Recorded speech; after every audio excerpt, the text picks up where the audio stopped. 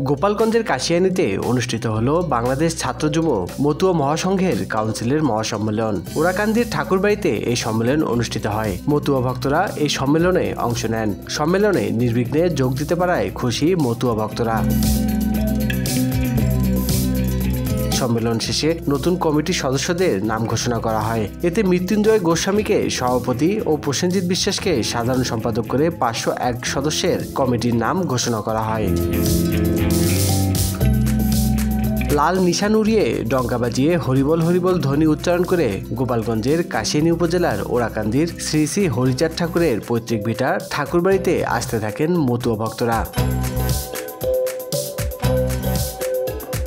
বেলা 1টায় প্রদীপ প্রজ্বলন করে মহাসম্মেলনের উদ্বোধন করেন বাংলাদেশ মতুয়া মহাসংঘের প্রধান উপদেষ্টা মহা মতুয়াচার্য শ্রী অমিতাভ ঠাকুর। প্রধান অতিথি ছিলেন বাংলাদেশ মতুয়া মহাসংঘের সভাপতি শ্রী সুব্রত ঠাকুর। মতুয়া মহাসম্মেলনকে ঘিরে পুণ্য লাভের আশায় ভক্তদের পদচারণায় মুখর হয়ে ওঠে তীর্থধাম ওরাকান্দির ঠাকুরবাড়ি। ভক্তরা দেশ ও জাতি এবং পরিবারের সদস্যদের মঙ্গল কামনায় শ্রী শ্রী হরিচাঁদ ঠাকুরের মন্দির সহ বিভিন্ন মন্দিরে পূজা অর্চনা করেন।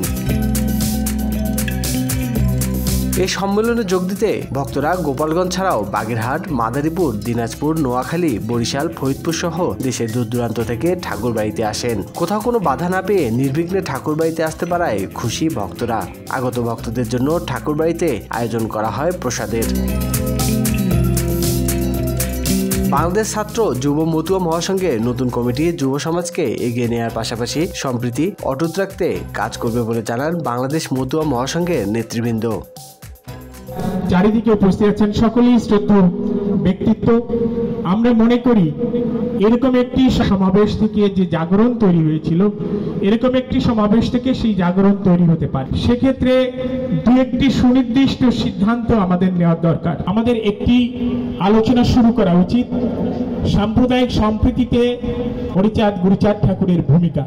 এটি আমি নৈতিকভাবে সমর্থন করি এবং আমি বিশ্বাস করি যে আজকের সমাবেশ থেকে এবং ঠাকুর পরিবারের সমস্ত সদস্য যেন